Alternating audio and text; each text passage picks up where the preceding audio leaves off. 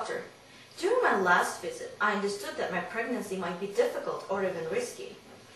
But you said it is possible for me to have a baby if I had proper care. I'm terribly sorry, Miss Jones. I misspoke. Misspoke? We've talked for half an hour. How could you misspeak for half an hour? Miss Jones, please believe me. I would like to help you if I could. But what I said today, that's your only option. There's nothing more I can do for you. Fine. I'll find another doctor who will help me to have my baby. Another doctor will tell you the same thing. I don't believe it. I will find a doctor who can treat my condition. I am not going to have an abortion. Please send, Madam Secretary. Miss Jones, this is the Secretary of the Health and Human Services. Madam Secretary, this is Miss Jones, my patient who is pregnant. The test indicates that her pregnancy has certain complications. I see. Miss Jones does not agree with the treatment plan. The treatment plan? I am not going to have an abortion. That's no treatment. Miss Jones, I understand how you feel, but you must understand that we must follow medical best practices in order to keep the cost of health care under control. Now, the Independent Medical Care Advisory Council has determined that pregnancies which exhibit these types of complications are best treated by an abortion. It's simply too risky and costly to attempt to treat with medication and or hospitalization. But you're still young. You're able to become pregnant again. Become pregnant again? Do you know how hard it was for me to become pregnant once? Do you know how long we tried? Miss Jones, I sympathize. I truly do. But the Independent Medical Care Advisory Council has already determined that... I don't want your sympathy. I don't care about some stupid advisory council.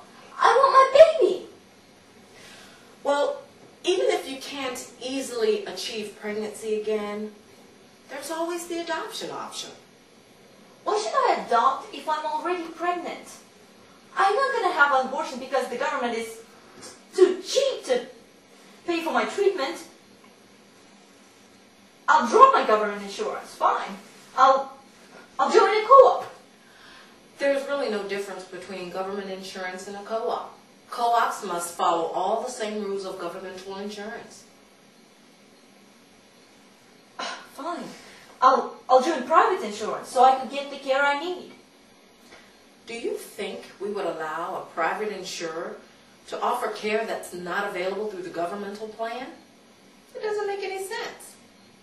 Private insurers must follow all the same rules. They're constrained by all the same rules of governmental insurance, so as not to give an unfair advantage. Fine. I'll pay for my own health care. My husband and I'll ask my mother and father for money too. Doctor, I'll find a way to pay for my treatment. Will you help me to have my baby? Miss Jones, I'm terribly sorry. I can't do that. If Dr. Smith or any other doctor accepts payment directly from a patient, they will soon find themselves in federal prison. You don't want to go to jail, do you, doctor? No, I do not. Miss Jones, the first time you came to see me, I was sincere.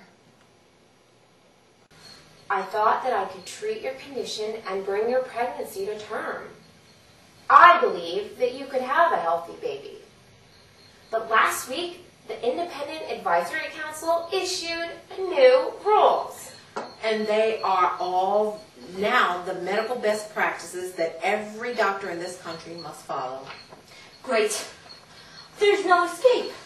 No. Maybe I can find a doctor in some other country.